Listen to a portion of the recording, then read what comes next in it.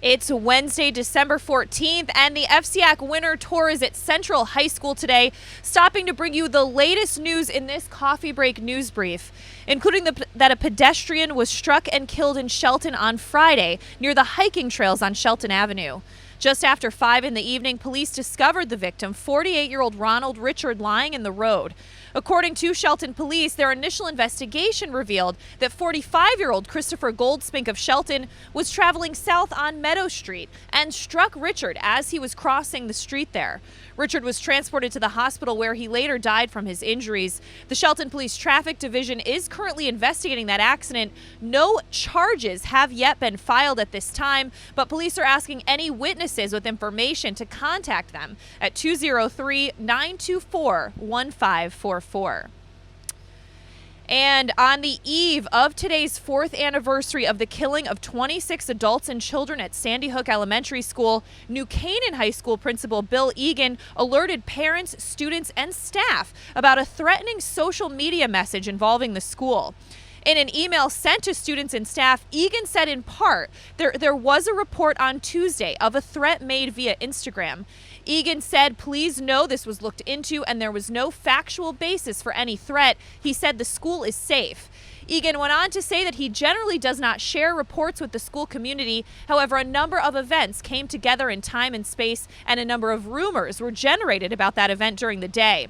The various reports were thoroughly investigated by the administration, counseling, and law enforcement.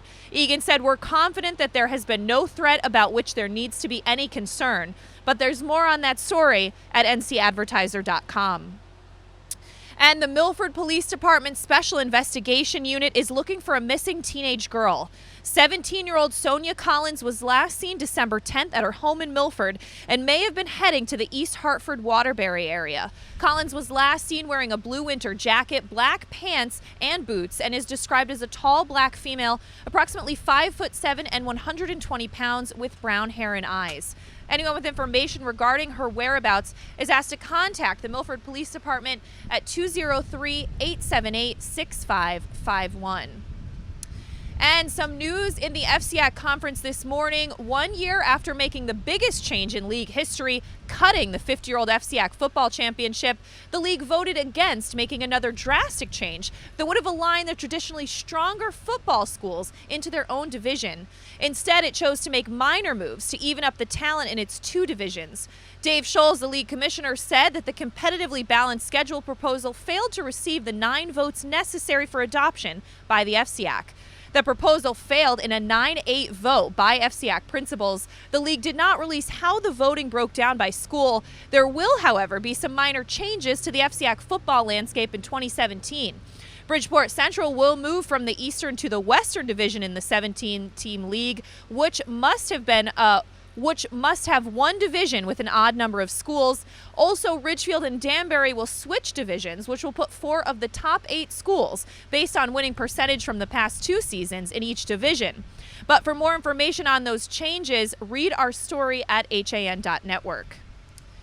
And according to the Wilton Bulletin, this has turned out to be a bad year for Wilton's deer, with more being killed on the roads than the year before, but they may also face more fire from hunters. In all of 2015, 21 deer were struck and killed by vehicles on local roads. That number was surpassed in 2016 by the month of November, when 23 were struck and killed.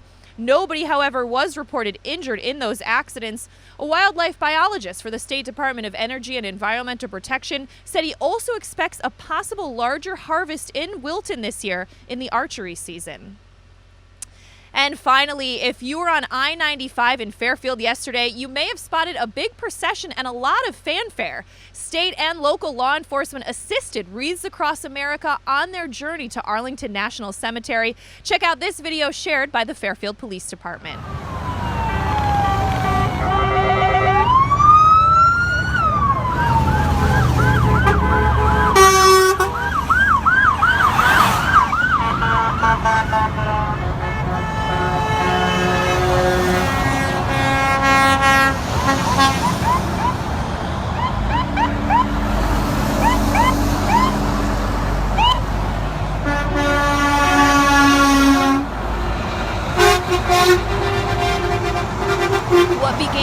1992 with a trailer load of wreaths decorated by volunteers and laid at the graves of fallen soldiers at Arlington National Cemetery, has now become a national organization with over 1,100 participating locations.